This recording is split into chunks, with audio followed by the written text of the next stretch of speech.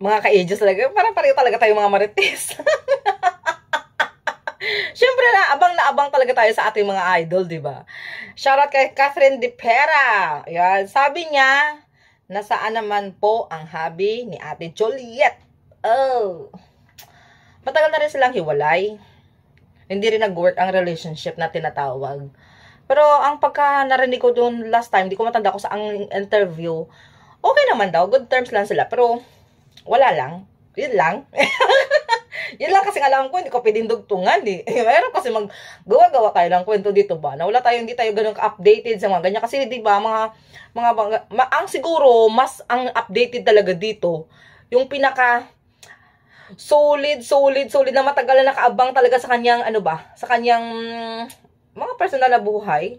Kasi diba, ako lately lang talaga ako todo. Pero idol ko, Angel, kasi nakasama ko si Idol Mercy sa live nung time ng pandemic time yon. Kaya kilala ko sila. Kaya lalo ako sa ages. Dahil andun talaga yung, pakikiramay ko ba kay Idol Juliet. Na syempre talagang ramdam ko yung sakit talaga niya. At first time ko talagang mag-reaction na may nawala. Sila lang talagang na-reactionan ko na si Kat na ganito, gumawa ako ng ganitong reaction para sa kanila. Kasi ramdam ko bawat reaction ko, umiyak nga ako doon. So, balik tayo sa personal na buhay ni Idol Juliet. Masaya naman siya sa buhay niya as a single mom.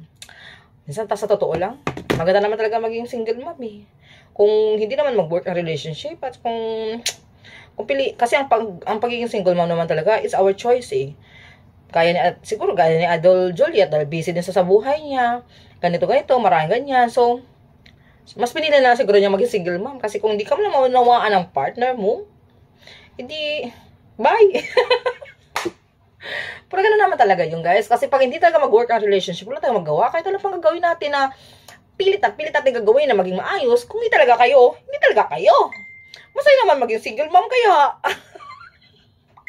Kaya, di ba, nag-enjoy naman siya. Kasi pag single mom ka, gagawin mo na yung gusto mong gawin. Wala nagdidikta sa'yo, wala nagkokontrol sa'yo. O, lahat gagawin mo na malaya ka. Laging tandaan, iba talaga ang feeling at nararamdaman na isang taong malaya sa gusto niyang gawin sa buhay niya. Na walang nagdidikta, walang nagkokontrol, walang nagpipigil sa'yo. Pareho lang naman yun, di ba? Control at saka pipigil. Di ba? Kasi, yung bang, iba kasi ang feeling na dinidiktahan ka sa gusto mong gawin eh. Yung gusto mo, ayaw niya. Yung ayaw mo, gusto niya. Yun ang mahirap talaga minsan sa isang relasyon. Pero hindi lang sa isang relasyon. Minsan sa magkakaibigan din, minsan sa mga tropa-tropa din. May mga ganyan talagang tao. Lagi niyong tandaan, pag mahal niyo ang isang tao, makinig kayo, tumutulo laway ko ha.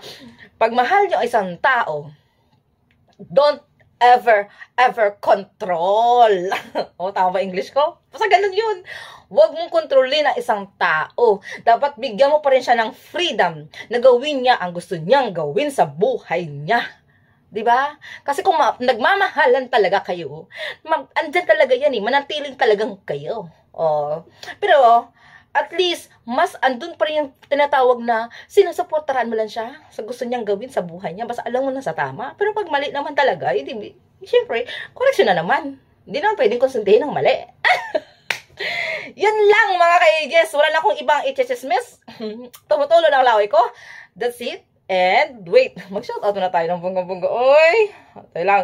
Shoutout muna dyan kay Rain. Sabi niya si Rain. Next time naman rin yung topic rin, no? O yan. Shoutout naman kay Bads! Sabi niya, kay Bads Galleron. Sabi naman ni Bads Galleron, te, ang ganda ng tawa mo talaga, te.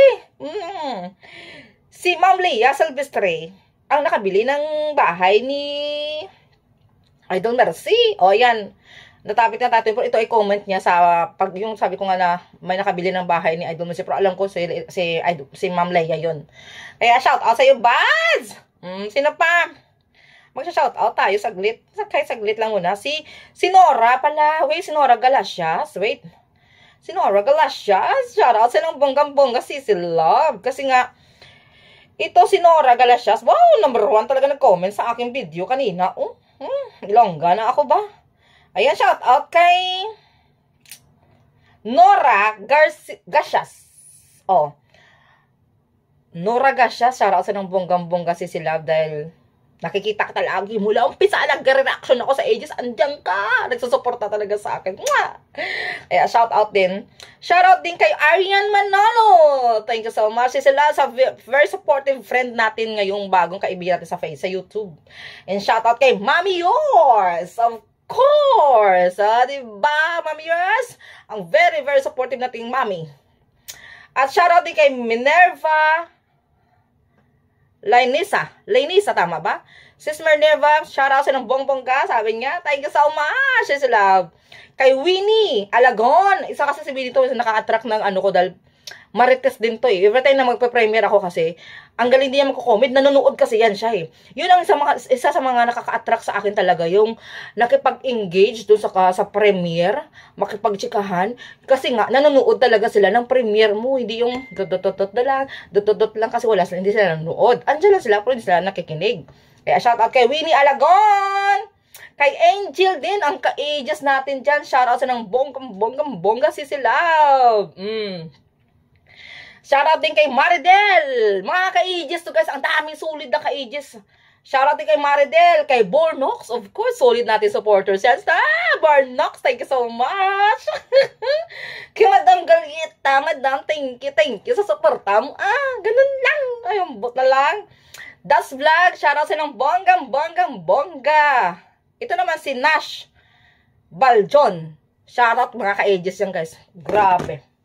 Saludo talaga ako sa mga ka-ages. Thank you so much ba? Uy, grabe ang suporta niya sa akin mga ka-ages ba? Kaya lalong naging hyper ba? Joke lang. Naging hyper na maging chismosa lalo. Joke lang. Basta marites lang tayo in good terms lang. Hindi tayo magmarites lang ng mga bad terms. Yun lang. Marami tayong salamat. Babush! Bye!